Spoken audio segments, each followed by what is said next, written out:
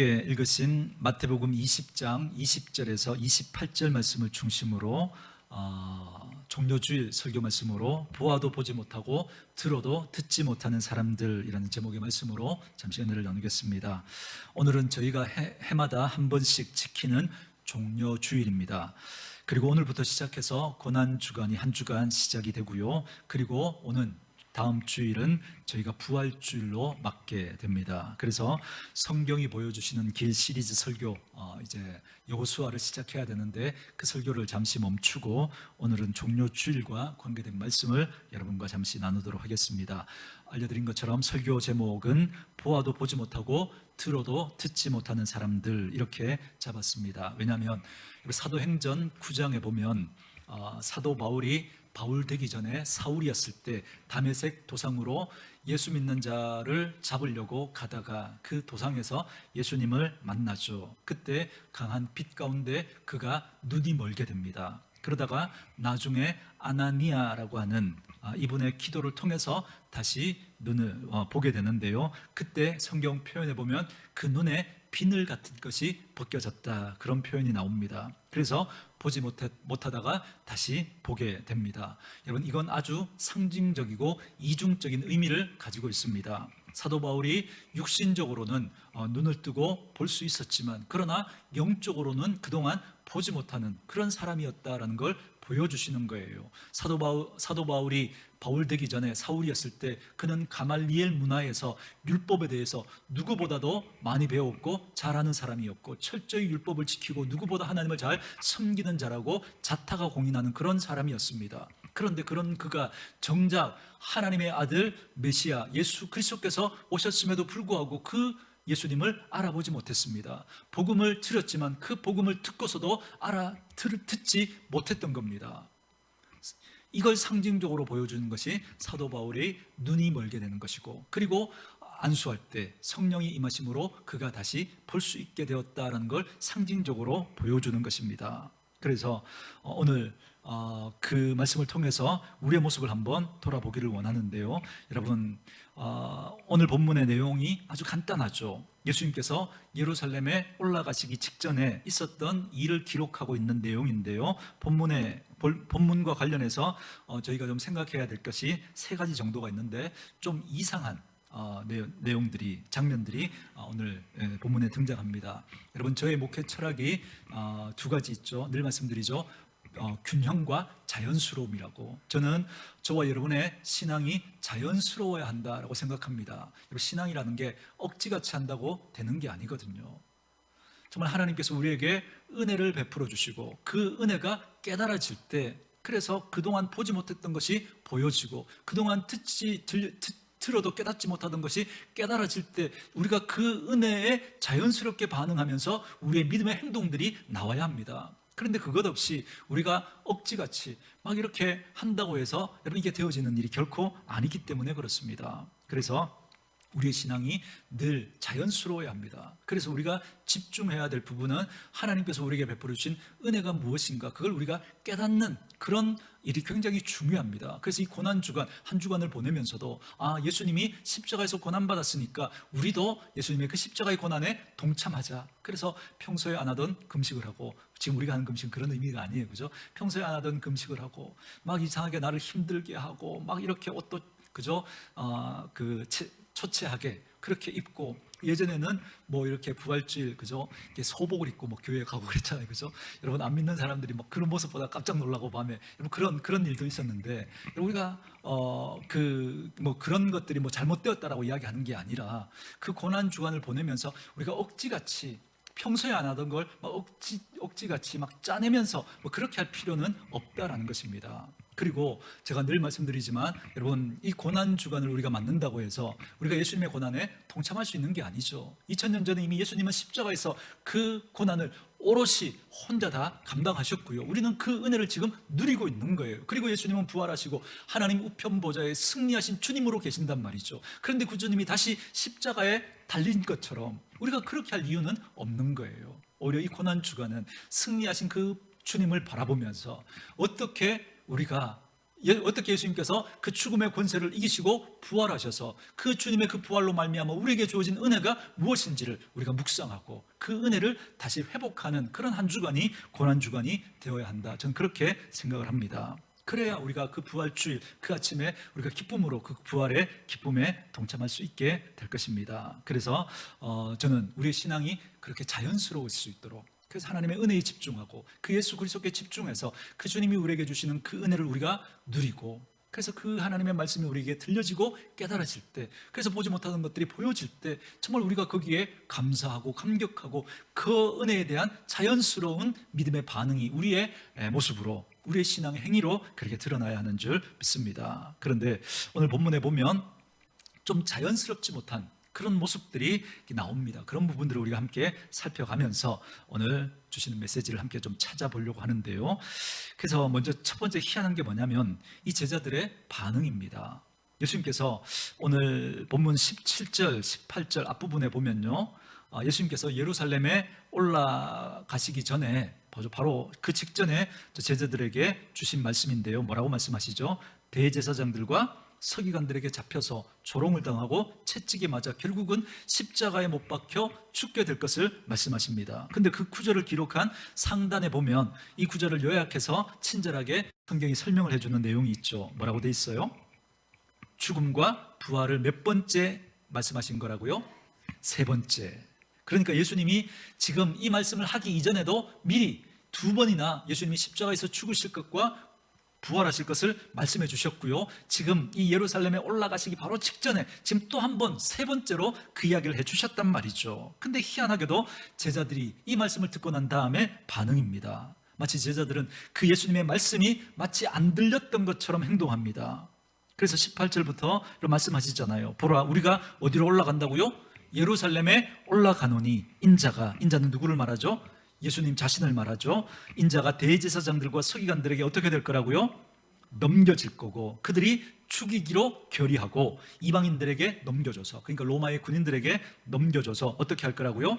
조롱하며 채찍질하며 십자가에 못 박게 할 것이다. 그러나 다시 말하면 죽일 것이지만, 그렇게 예수님을 십자가에 못 박아 죽일 것이지만, 그러나 며칠 만에 살아날 거라고요? 3일 만에 살아나리라. 그렇다면 여러분, 그 다음 장면은 어떤 그림이 되어야 될까요? 예수님이 지금 이 말씀 하셨으니까 환호성일까요? 아니면 안타까움일까요? 그림으로 따지면 예수님이 이제 예루살렘에 올라가서 십자가에서 죽으실 거라고 했으니까 그림으로 따지면 이게 여러분 밝은 색이에요? 어두운 색이 돼야 돼요? 어두운 색이 돼야 되죠. 그렇죠? 이게 자연스러운 반응 아니겠습니까? 그런데 오늘 이 본문 다음에 보면 여러분 나오는 장면이 어떤 장면이죠? 종려나무 가지를 막 흔들면서 막 환호하는 그 장면이거든요. 이게 저는 이상한 거예요. 그죠?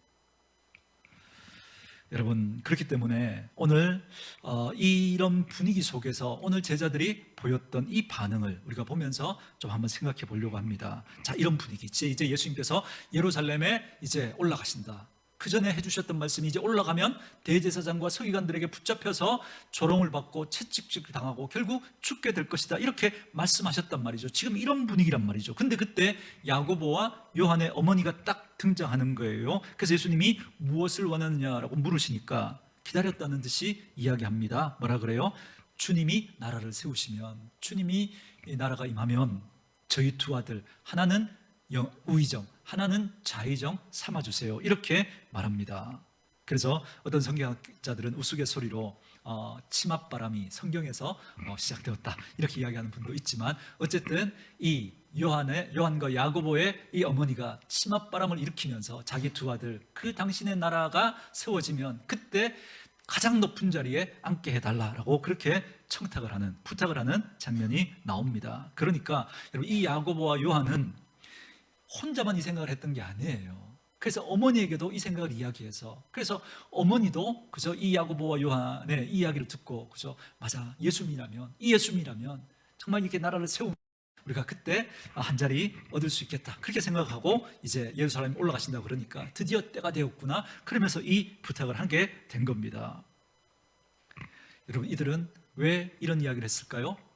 드디어 때가 되었다, 마침내 때가 되었구나, 이 생각을 한 거죠. 여러분 예루살렘이라는 게 여러분 굉장히 여러분 정치와 종교와 그죠? 모든 것의 중심이 예루살렘이죠. 그리고 이때가 6월절이었잖아요. 그러니까 사람들이 절기를 지키기 위해서 많이 모였던 그때 그 예루살렘에 예수님이 이제 올라가신다고 하니까 야, 드디어 때가 되었구나. 이제 예수님께서 뭔가 일을 내시려고 하는구나 생각한 거죠. 그래서 그들은 예수님이 그 예루살렘에 올라가서 그 수많은 사람들을 규합해서 마치 독립선언문을 그렇게 낭독하고 그죠? 독립군을 막 이렇게 모아가지고 로마로부터 우리나라를 해방시킬 거라고, 그래서 다윗 때와 같이 그렇게 힘 있는 나라를 다시 세울 거라고 그렇게 생각을 했던 겁니다. 왜냐하면 그동안 예수님이 보여주셨던 그런 모습들을 보면 이들이 충분히 이런 생각을 했을 만하다 싶어요. 이런 말씀으로 죽은 나사로를 살리시잖아요. 기도하시면서 여러분 보리떡 5개와 물고기 2마리로 5,000명을 먹이시고 12광주리에 남기시잖아요. 그리고 무리를 걸으시고 귀신을 내쫓고 권능을 행하시는 그 예수님을 보니까 그 예수님이라면 정말 이 로마로부터 우리나라를 해방시키고 정말 힘 있는 나라 세우겠다라고 생각을 했던 거죠. 근데 그분이 예루살렘에 올라가신다고 하니까, 그러니까 여러분 그들이 이제 나라를 세울 것이다라고 하는 이 생각 때문에 결국 야고보 요한이 딱 먼저 치고 들어온 겁니다. 그런데 예수님께서 그 올라가시기 전에 뭐라고 말씀하셨다고요? 예루살렘에 올라가면 이제 고난을 받고 죽게 될 거야 라고 얘기를 해주시는데, 그런데 그 이야기가 전혀 들리지 않은 겁니다. 왜요? 자기들이 생각하고 있었던 건 무슨 생각이에요? 예수님이 나라를 세울 거고 그러면 내가 높은 한 자리 차지할 거야, 이 생각이 꽉 차 있으니까 지금 예수님께서 3번째 예루살렘 올라가기 바로 직전에 이야기를 해주셨는데도 그 이야기는 여러분 마치 못 들은 것처럼 이렇게 반응하고 있는 거예요. 안 들린 거죠. 그래서 예루살렘에 올라가면 예수님이 나라를 세우고 영광 중에 앉게 될 거야, 이 생각으로 꽉 차 있으니까 전혀 예수님의 이야기가 들리지 않은 겁니다. 여러분 이게 제자들의 모습이었고 이게 오늘 우리들의 모습일 수 있다는 거예요. 여러분 사람은 듣고 싶은 것만 듣고 보고 싶은 것만 보려고 합니다. 정말 여러분 사람은요 정말 그래요. 그래서 자기가 하는 생각, 자기의 욕심, 자기의 기대, 자기의 꿈, 자기의 비전 뭐 이런 게 있으면요 도무지 들리지 않아요. 그런 이야기만 들리지. 제자들이 지금 높아지려고 하는 그 탐심, 그 욕심 거기에 딱 사로잡혀 있으니까 들리지가 않는 거예요. 이게 오늘 첫 번째 제자들이 이해되지 않는 모습입니다. 그리고 두 번째, 또 이 장면 뒤에 나오는 건데요. 여러분 제가 아까 말씀드린 것처럼 그들이 이제 우리가 이 종료주의를 지키는 게 바로 이 행동 때문에 그렇습니다. 오늘 본문 다음에 보면 여러분 어떤 행동이 나오죠? 무리들이 예루살렘에 올라가시는, 나귀를 타고 예루살렘에 올라가시는 그 예수님을 보고 어떻게 해요? 종려나무 가지를 꺾어서 자기 옷을 막 바닥에 깔고 그저 막 흔들면서 호산나라고 외치는 장면이 나옵니다. 여러분 이 종려라는 게 야자수입니다. 그래서 영어 성경에 보면 이 종려주의를 팜 선데이 이렇게 말합니다. 그러니까 팜나무가지, 이 종려나무가지를 막 흔들면서 그렇게 예루살렘에 올라가시는 예수님을 환영했거든요. 그러면서 그들이 외쳤던 외침이 뭐였어요? 호산나, 호산나. 호산나의 뜻이 뭐죠? 주여 어서 우리를 구원하소서. 주여 어서 우리를 구원하소서. 이게 호산나거든요. 여러분, 저와 여러분은 이미 이 말의 영적인 의미를 그저 다 듣고 우리는 이제 그 해석을 들었기 때문에 우리는 알고 있지만, 그래서 예수님께서 이렇게 예루살렘에 입성하면서 이 호산나라고 외쳤던 게 예수님이 죄로 말미암아 죽은 우리를 구원하실 메시아지. 그래서 예수님이 그렇게 올라가서 십자가에서 죽으시고 다시 부활하심으로 죽음의 권세를 이기시고 만왕의 왕으로 그렇게 우리를 구원하시지. 우리는 이걸 아니까 이 호산나 이렇게 외쳤던 거 이해가 돼요. 그렇죠? 그렇지만 당시 그 사람들이 호산나라고 외쳤던 그 의미는 우리가 알고 있는 이런 의미가 아닙니다. 호산나 무슨 뜻이라고요? 주여 우리를 구원하소서. 그들은 어떻게 우리를 구원해 달라고 외쳤던 걸까요? 정치적인 메시아로, 지금 로마의 압제 가운데 있는 우리들을 로마로부터 해방시켜 주십시오. 그분이 바로 당신이십니다. 그러면서 그 예수님을 정치적인 메시아로 그렇게 생각하고 그분이 우리를 로마의 압제로부터 구원할 구원자라고 생각하고 그렇게 예수님을 환영했던 겁니다. 그래서 호산나라고 외쳤던 거예요. 근데 더 재밌는 건 뭐냐면 잠시 뒤에 그들이 그렇게 호산나라고 외쳤던 그 예수님에 대해서 다시 뭐라고 외칩니까? 십자가에 못 박아라, 십자가에 못 박아라라고 하면서 그 예수님에게 돌을 던집니다. 왜 그랬을까요? 자신들이 생각했던 메시아가 아니었거든요. 자신들이 기대했던 모습을 그 예수님이 보여주시지 않았거든요. 너무나 무력하게 잡히면 잡히고 때리면 맞고 조롱을 하면 조롱을 당하고 너무나 무기력한 모습을 보여주시니까 이런 사람은 우리의 구원자가 될 수 없다라고 생각하고 등을 돌려버리고 그 예수를 향하여서 십자가에 못 박으라고 그렇게 외쳤던 겁니다. 동일한 사람이 호산나라고 외쳤던 그 사람들이 그 입으로 예수를 십자가에 못 박으라고 외친 겁니다. 그러나 만약에 이들이 메시아가 어떤 분인지 그분이 어떻게 우리를 구원하실지 알았다면 어떻게 했을까요? 이미 구약의 여러 곳에서 우리의 죄를 위해서 예수님께서 저주를 받아 나무에 달릴 것을 말씀하셨잖아요. 예수님도 예루살렘에 올라가시기 전에 3번씩이나 이미 제자들에게 말씀해 주셨잖아요. 내가 올라가면 대제사장들과 서기관들에게 잡혀서 넘겨질 것이고 그들이 나를 채찍으로 때리고 조롱하고 십자가에 못 박을 것이다. 예수님께서 말씀해 주셨습니다. 여러분, 그래서 지금 예수님은 그 메시아로서 그 구원의 길을 완성하기 위해서 지금 어디로 올라가시는 거예요? 예루살렘으로 올라가신단 말이죠. 만약에 이들이 이걸 알았다면 이들이 어떻게 행동해야 됐을까요? 종려나무 가지를 꺾어서 호산나라고 외치며 즐거워해야 될까요? 아니면 죄송하지만 염치 없지만 그래도 그 길을 막을 수 없지만 왜요? 그 예수님이 그 십자가에서 죽으셔야 우리의 죄의 문제가 해결될 수 있으니까 그래서 막을 수는 없지만 진중한 마음으로 예수님이 가시는 그 길을 배웅하며 그 길을 따라가야 하는 것 아니겠습니까? 그런데 이들은 종려나무 가지를 꺾어서 흔들면서 호산나라고 외쳤단 말이죠. 도대체 왜 그랬을까? 그들의 마음과 생각에 비늘이 벗겨지지 않았으니까 그들은 그 예수를 정치적인 메시아로 기대하고 예수님이 예루살렘에 올라가서 사람들을 규합해서 저 로마를 꺾고 우리나라를 해방시킬 것을 그들은 그렇게 기대했던 것입니다. 그래서 예수님께서 이제 드디어 예루살렘에서 일을 내시겠구나 그렇게 기대하니까 예수님이 하신 그 말씀이 던 거예요. 그들이 그렇게 행동했던 것을 보면 또 한편으로 이해가 되기도 해요. 사실은 여러분, 예수님께서 말씀드린 것처럼 이 예루살렘에 올라가시기 전까지 여러분 예수님이 어떤 일을 행하셨어요? 보지 못하는 사람 보게 하고 걷지 못하는 사람 걷게 하고 그리고 죽은 나사로를 살리고 오병이어로 수많은 사람들을 먹이는 것을 봤거든요. 그 능력을 가진 분이라면 능히 로마로부터 우리를 구원해 줄 거라고 그렇게 생각하는 것 어찌 보면 무리가 아닐 것도 같습니다. 이런 생각을 가지고 있었으니까 야고보와 요한과 그의 어머니가 했던 이 행동도 사실 여러분 어떻게 보면 이상한 게 아니죠. 당신이 나라를 세우시면 하나는 좌편에 하나는 우편에 앉게 해주세요 이렇게 말하는 거 충분히 이해가 될 것도 같아요. 그리고 나머지 10명의 제자들도 다 그 생각을 하고 있었어요. 왜요? 지금 야고보와 요한이 먼저 치고 나오니까 이들이 어땠다 그래요? 분이 여겼다 그러죠. 왜요? 자기도 똑같은 생각을 하고 있었는데 그런데 야고보와 요한이 엄마 그저 치맛바람을 일으키면서 먼저 치고 나가니까 그러니까 이 나머지 제자들이 우리가 한 발 늦었구나 막 속상해하면서 막 분해하고 있는 겁니다. 똑같은 생각을 하고 있었던 거죠. 그래서 같은 사건을 기록하고 있는 다른 복음서에 보면 지금 예수님이 그 십자가에 그 축으로 올라가시는데 그들이 뭐 했다 그래요? 자리싸움 했다 그래요. 누가 더 크냐 누가 더 높냐 이것 때문에 자리싸움을 했다는 거예요. 충분히 어찌 보면 제자들의 이런 모습도 이해가 안 되지는 않을 것 같아요. 왜요? 이들이 지금 예수님을 몇 년 동안이나 따라다녔어요? 3년 동안이나 자신의 모든 것을 다 버리고 직업도 버리고 가족도 버리고 그 예수님을 3년 동안이나 따라다녔단 말이죠. 왜요?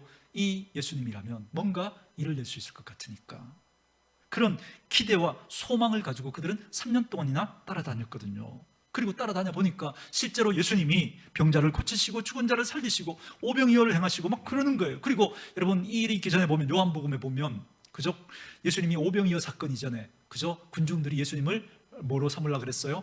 왕으로 임금 삼으려고 그랬잖아요. 그만큼 그저 사람들이 환호하고 그러니까 제자들의 막 어깨에 막 뽕이 들어가는 거죠. 야, 정말 이분이라면 정말 왕을 나라를 세울 것이고 그러면 우리가 그때 한 자리 차지할 수 있겠구나 그런 기대를 했던 겁니다.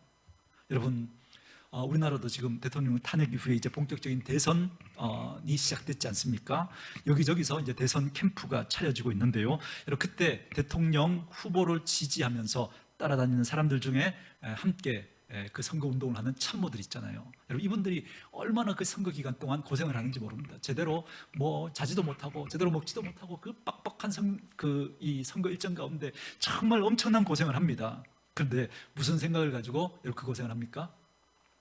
내가 지지하는 후보 대통령 되면 이제 내가 한 자리 얻을 거죠.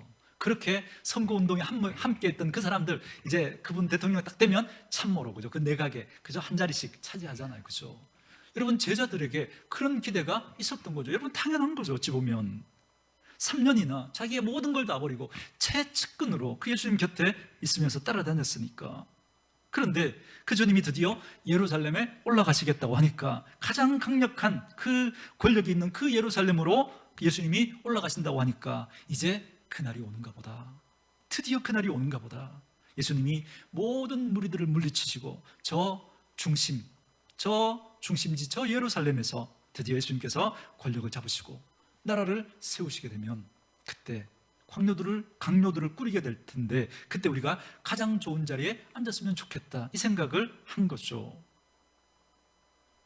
여러분, 그들이 그 기대와 그 소망을 가지고 그 예수님을 3년 동안이나 따라다녔던 거죠. 그러니 그들의 이런 모습, 어찌 보면 무리가 아닐지도 모릅니다.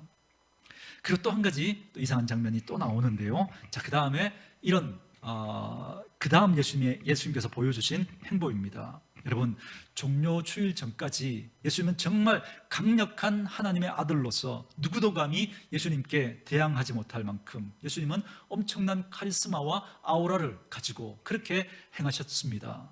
말씀드린 것처럼 귀신을 내쫓으시고 병자를 고쳐주시고 죽은 나사로를 살리시고 물로 포도주를 만드시죠. 여러분, 그리고 무리를 걸어다니시죠. 바람과 바다를 꾸짖으니까 잠잠해지죠. 여러분, 정말 예수님은 정말 하나님의 아들로서 정말 엄청난 그런 능력을 가지고 그렇게 능력을 행하셨던 분이십니다. 그런데 희한하게도 여러분, 이 종료 주일을 지나면서 예수님께서 그 십자가에서 죽으시기 전까지, 그죠? 그 일주일 동안, 그 예루살렘에 올라가시면서 이 일주일 동안 아무런 능력을 행하시지 않습니다. 예수님이 행하신 능력이라고 하면 딱 한 가지입니다. 베드로가 그 대제사장 종 말고의 길을 자르잖아요. 그때 예수님이 그 길을 붙여주신, 그게 유일한 예수님이 행하신 기적입니다. 그리고는 예수님께서 그 한 주간 동안 아무런 능력을 행하지 않아요. 잡으면 잡히고 때리면 맞고 조롱을 하면 조롱을 당하고 그냥 이리저리 그냥 휘둘리면서 다니십니다. 여기에 제자들의 딜레마가 있었던 거예요. 그렇게 강력했던 예수를 따라다니는 건 어렵지 않았어요. 사람들이 막아도, 상황이 호의적이 않아도 정말 그런 강력한 예수님, 그런 능력을 행하시는 그 예수님을 보면서 그 모든 것들을 참고 이겨낼 수 있었어요. 그런데 그 예수가 무기력하게 사람들에게 잡히고 채찍에 맞고 침뱉음을 당하고 능력을 당하고 끝내는 그 십자가에서 죽어가는 그 한 주간이, 여러분, 이 고난 주간인데 이 고난 주간, 이를 보내면서 이 제자들이 다 예수님을 버리고 도망갑니다. 이런 상황에서 오늘 하나님의 말씀은 저와 여러분에게 뭘 요구하시는 걸까요? 어쩌면 여러분, 우리들의 마음에도 이 제자들과 동일한 마음이 있을 수 있습니다. 여러분, 나중에 보면 제자들이 한 명도 남지 않고 다 예수를 버리고 도망가잖아요. 왜 그랬을까요? 내가 가지고 있었던 기대, 내가 가지고 있었던 소망, 내가 가지고 있었던 목적, 그게 예수님이 걸어가시는 그 행보와 맞지 않았던 거예요. 결국 그들은 같은 길을 걸어가고 있었지만 생각이 달랐던 거죠.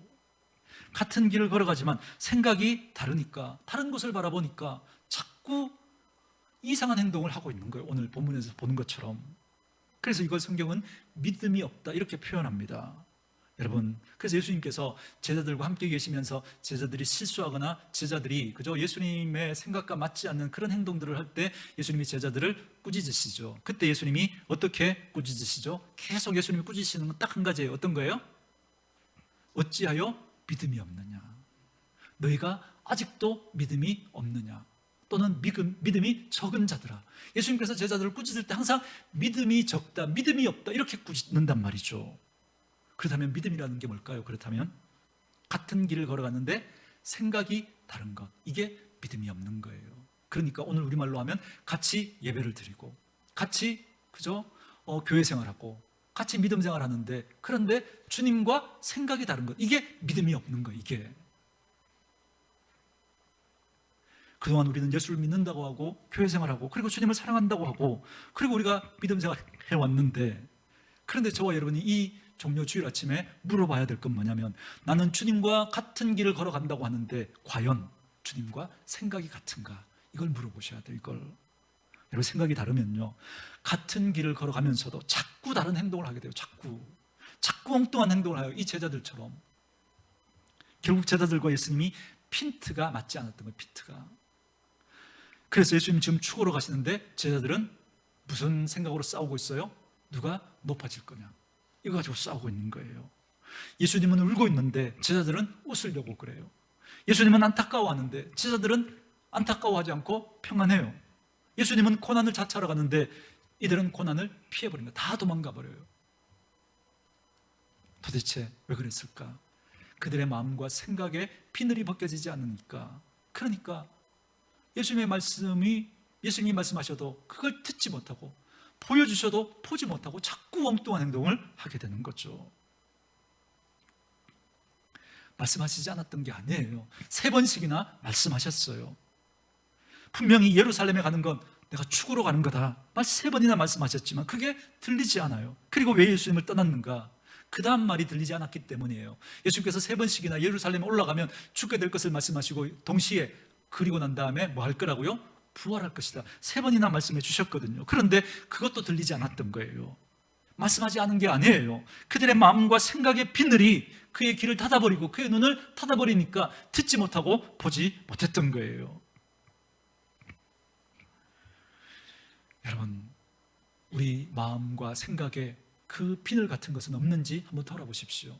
우리의 고정관념, 우리의 선입견, 꼭 이렇게 되어야 한다라고 하는 내 생각, 내 욕심, 내 기대, 내 소망, 이런 것들이 지금 하나님이 우리에게 보여주시고 하나님이 우리에게 말씀해 주시는데도 그걸 보지 못하고 듣지 못하게 만드는 거예요. 그래서 엉뚱한 행동을 하는 거예요. 엉뚱한 행동을. 사랑하는 성도 여러분, 저와 여러분이 이제 고난주간을, 오늘부터 시작해서 한 주간을 맞이하게 될 겁니다. 이 주간에 우리 한번 생각해 보는 거죠. 왜 하나님은 우리에게 십자가를 허락하셨을까? 누구든지 나를 따라오려거든 자기를 부인하고 자기 십자가를 지고 나를 따라와야 한다 말씀하셨잖아요. 그리고 그 십자가와 함께 우리가 그 십자가를 따르며 살아가는 인생을 산다는 게 과연 무엇일까? 나는 예수님과 같은 길을 걸어가면서 혹시 다른 생각을 하고 있지는 않은가 한번 물어보셔야 됩니다. 그러나 이렇게 생각하시면 안 됩니다. 예수님의 그 십자가를 지셨으니까 나도 예수님의 그 십자가에 동참한다고 해서 그죠? 억지로 막 나를 고통스럽게 하고 나를 막 어렵게 하고 힘들게 하고 비참하게 만들고 초췌하게 만들고 뭐 그렇게 살아야 되는 것처럼 이 한 주간을, 여러분 그렇게 생각하지 말라 그랬죠. 왜요? 그 주님은 지금 어디에 계시니까? 승리하신 주님으로 하나님 우편 보좌에 앉아 계시니까. 그런데 마치 그 주님이 지금 십자가에 달린 것처럼 그렇게 행동할 이유가 어디 있어요, 그죠? 그리고 우리가 그렇게 행동한다고 해서 예수님의 그 십자가의 고난에 우리가 동참할 수 있을까요? 없어요. 이미 예수님은 그 십자가의 모든 고난을 오롯이 예수님 혼자 다 감당하시고 우리는 지금 그 십자가의 은혜를 우리는 누리고 있는 거예요. 누리고. 그런데 우리가 고난주간을 보낸다고 해서 다시 막 예수님이 십자가에 달린 것처럼 막 나를 힘들게 하고 막 그렇게 할 이유는 없는 거예요. 그렇다면 이 고난주간 한 주간 여러분 우리가 어떻게 보내는 것이 가장 고난주간답게 의미 있게 보내는 걸까요? 예수 그리스도께서 왜 그 십자가를 지셔야 했는지, 그리고 예수님의 그 십자가를 통해서 우리가 얻게 된 그 은혜가, 그 복이 무엇인지를 우리는 돌이켜보는 거예요. 그러면서 하나님의 사랑, 그 아들을 내어주시기까지 우리를 사랑하신 하나님의 그 사랑과, 그리고 예수 그리스도께서 자신을 내어주시기까지 그렇게 우리를 사랑하신 그 십자가의 그 은혜를 우리는 깊이 깨닫는 시간이 되어야 되는 거예요. 그 은혜가 깨달아지지 않았던 우리들이 다시 한 주간, 이 주간을 보내면서 그 십자가를 묵상하는 가운데 그 은혜가 우리 가운데 깨달아지고 그 사랑이 깨달아지는 그 한 시간, 그래서 주님을 더 깊이, 주님과 더 가까워지는 그 한 주간을 보내는 것이 여러분 고난주간을 의미 있게 보내는 거라고 생각합니다. 그래야 그 부활주일 그 아침에 우리가 그 아래 그 부활의 그 기쁨을 우리가 온전히 누릴 수 있지 않겠습니까? 그런데 제자들이 그걸 놓쳐버린 거예요. 주님과 행보를 같이 하지 못했던 거예요. 만약에 이 사실을 알았다면 그 십자가를 향해 나아가시는 그 주님을 끝까지 그 제자들이 따라갔어야 되잖아요. 그런데 다 도망쳐버렸어요. 도망쳐버리고 나니까 부활하신 그 주님의 그 부활의 기쁨을 그 제자들이 누리지 못해요. 그죠? 예수님 부활하셨지만 예수님이 부활하신지도 몰랐고 부활하셨다고 하는데도 제자들은 믿지 못했어요. 왜요? 예수님과 끝까지 그 길을, 그 행보를 같이 하지 못했으니까. 만약에 예수님과 함께 그 고난의 시간을 그 제자들이 끝까지 걸어갔다면, 어려움의 시간들을 예수님과 함께 그 행보를 같이 했다면, 그 예수가 부활했을 때 가장 먼저 그 은혜와 그 감격을 그들이 더 오롯이 더 크게 누리지 않았겠습니까?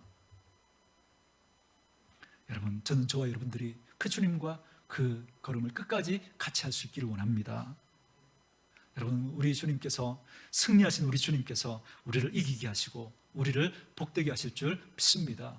지금은 십자가의 길을 가는 것 같지만 끝내 그 주님은 그 십자가의 길을 우리가 함께 걸어갈 때 우리에게 승리를 주시고 우리에게 복을 주실 줄 믿습니다.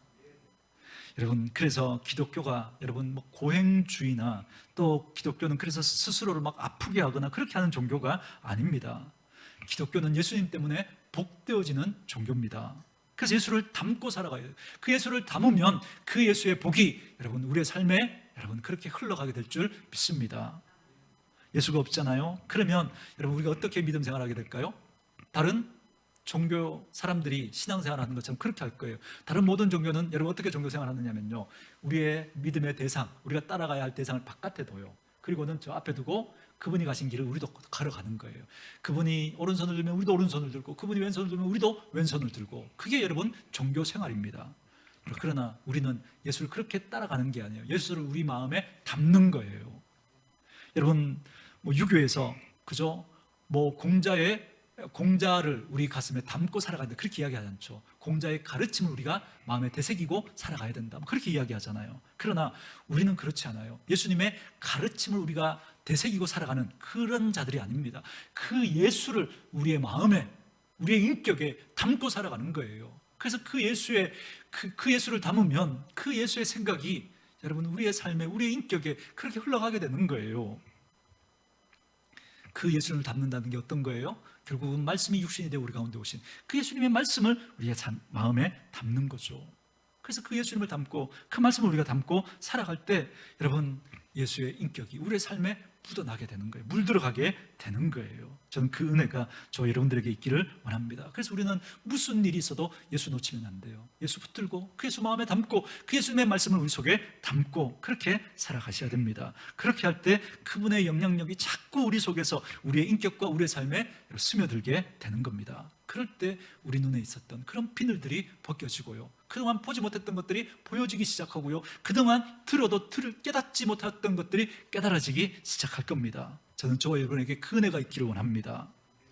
성경에 그런 말씀들이 많습니다. 듣기는 들어도 보지 못하고 보기는 보아도 깨닫지 못하는 사람들, 너무 희한한 일 아닙니까? 똑같이 봤는데 왜 어떤 사람은 보는데 어떤 사람은 못 보냔 말이에요. 똑같이 들었는데 어떤 사람은 깨닫는데 어떤 사람은 왜 깨닫지 못하느냐 말이죠. 왜요? 마음과 생각에 비늘이 있어서 그래요. 비늘이. 그게 뭘까요? 우리의 고정관념, 우리의 선입견, 그리고 내가 이렇게 되어야 한다라고 하는 어떤 기대, 소망, 이게 너무 강해버리면 여러분 예수님이 말씀하시는데, 하나님이 보여주시는데 그게 보이지도 않고 들리지도 않아요. 그래서 예수님과 피트가 맞지 않으니까 엉뚱한, 제자들이 했던 엉뚱한 행동들을 하게 되는 거예요. 엉뚱한 행동들을. 그게 혹시 오늘 우리의 모습은 아닙니까? 그게 오늘 우리 한국교회의 모습은 아닌지 오늘 이 종료 주일 아침에 여러분을 깊이 한번 돌아볼 수 있는 저와 여러분 될 수 있기를 원합니다. 여러분 뭐 저희 교회는 그렇게 뭐 익숙한 얘기는 아니지만 여러분 뭐 방언하는 거 못하게 하고 그런 목사 아닙니다.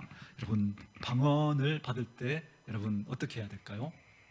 저도 방언을 받았는데 잘 하지는 않습니다. 그런데 방언을 제가 받았을 때 처음에 이제 그 청년 때 방언을 이렇게 뭐 그때 저도 뭐 방언을 받고 싶다는 사모함이 있으니까 친구 중에 하나가 이렇게 하면 그저 방언을 받을 수 있다고 하면서 막 가르쳐 주는데 할렐루야를 막 빠르게 하라는 거예요. 여러분 그렇게 방언을 하신 분들, 하라고 배운 분들 아마 많이 계실 겁니다. 할렐루야 할렐루야 할렐루야 하다 보면 이제 혀가 막 이렇게 긴장이 풀려가지고 이제 방언들이 이제 자유롭게 나올 수 있다 뭐 이러면서 막 그렇게 하는데, 제가 성격상 누구 하라고 한다고 해서 이렇게 하는 게 잘 안 됩니다. 그게 잘 안 되고, 그래서 막 그렇게 시키는데 막 부담이 되니까 더 안 되는 거예요. 그래 야, 됐다 너 하지 마라 그러고 그냥 이렇게 기도하다가 제가 자연스럽게 이제 받게 됐거든요. 그런데 여러분 이 문제가 뭐냐면 어떤 방법을 통해서 내가 그걸 얻었잖아요. 뭐 그걸 사람에게 늘 그럴 수 있죠. 그런데 그걸 일반화시키면 안 된다는 거예요. 여러분, 하나님께서 일을 하실 때 여러분 다양한 방법으로 일하시거든요. 다양한 방법으로. 여러분, 방법의 문제가 아니라 그랬죠. 중심의 문제거든요. 중심에.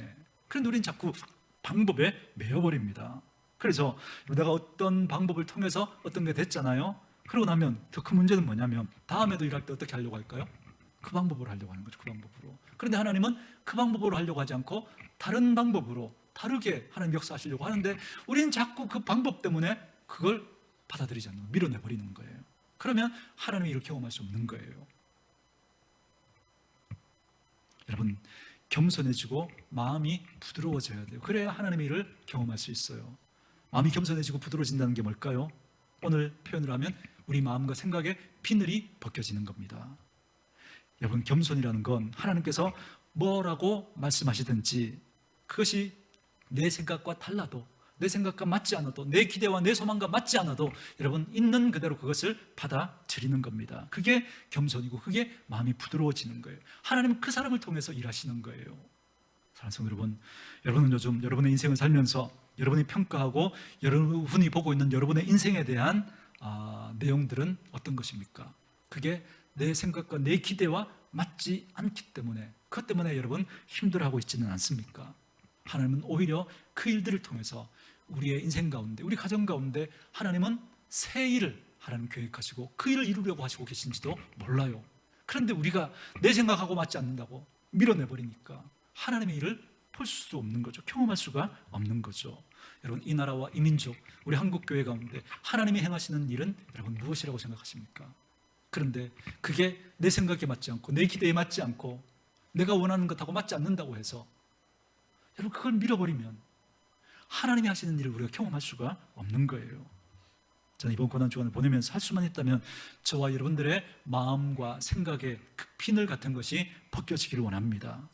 그래야 하나님이 하시는 새로운 일들을 우리가 볼 수 있고 또 하나님이 우리에게 말씀하시는 그 음성을 들을 수 있습니다. 그 은혜가 이번 한 주간 꼭 있기를 원하고요. 또 특별히 이 고난주간을 보내면서 여러분들이 정말 하나님의 그 은혜, 예수 그리스도의 십자가의 그 은혜와 그 사랑이 깨달아지는 그 한 주간이 되어줄 수 있기를 원합니다. 그래서 그 주님과 그 행보를 같이 하면서 내가 이해되지 않는 그런 길인 것 같지만 내게 가장 아름답고 선한 길로 인도하실 그 주님을 바라보면서 그 주님과 함께 같은 길을 걸어갈 수 있는 저와 여러분 되어줄 수 있기를 원합니다. 그래서 이번 고난 주간에 그 십자가의 그 은혜와 그 사랑이 우리 가운데 깨달아지고 하나님이 행하실 그 일들이 깨달아지고 보여지고 들려져서 이번 부활주일 이 아침에 정말 하나님 앞에서 그 부활의 기쁨과 감격을 누구보다 기쁘게 맞을 수 있는 저와 여러분 되어줄 수 있기를 주의 이름으로 축원합니다.